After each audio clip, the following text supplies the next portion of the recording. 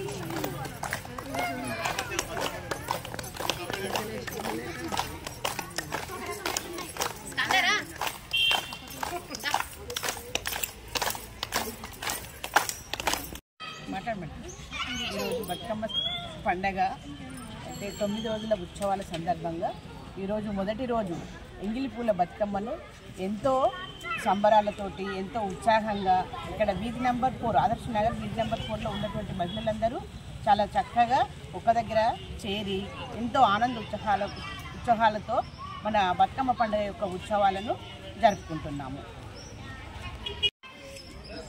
మన తెలంగాణలో బతుకమ్మ సంబరాలు అనేటివి ఎంతో గొప్పగా జరుపుకుంటాము.